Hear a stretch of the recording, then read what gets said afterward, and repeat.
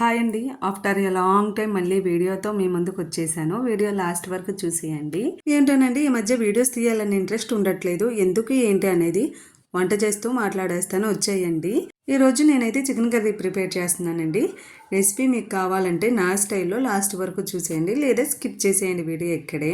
రెసిపీతో పాటు నేను వీడియో ఎందుకు తీయడం మానేయాలనుకుంటున్నా కూడా షేర్ చేస్తా. నేను యూట్యూబ్ స్టార్ట్ చేసి మ్యాక్సిమం 2 ఇయర్స్ అవుతుందండి. ఏదో ఒక్క వీడియో అయినా ట్రెండ్లోకి వెళ్ళకపోదా అనుకొని ట్రై చేస్తున్నా, కానీ ఒక్క వీడియో ట్రెండ్లోకి వెళ్ళట్లా. అంటే మధ్య మధ్యలో నేను గ్యాప్ తీసుకున్నాను. మరి ఆ గ్యాప్ తీసుకోవడం వల్ల మరి ఏమో వీడియోస్ అయితే అస్సలు ప్రమోట్ చేయట్లేదండి. ఇంట్రెస్ట్ పోతుంది.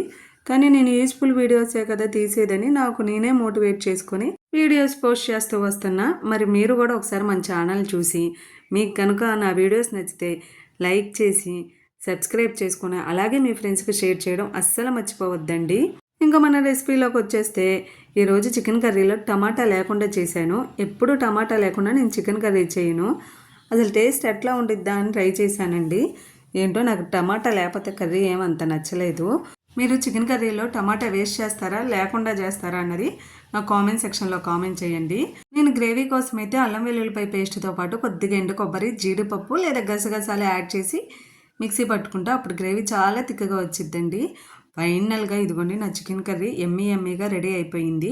టేస్ట్ సూపర్గా ఉంది. మరి మీకు వీడియో నచ్చితే లైక్ చేయడం అస్సలు మర్చిపోవద్దు.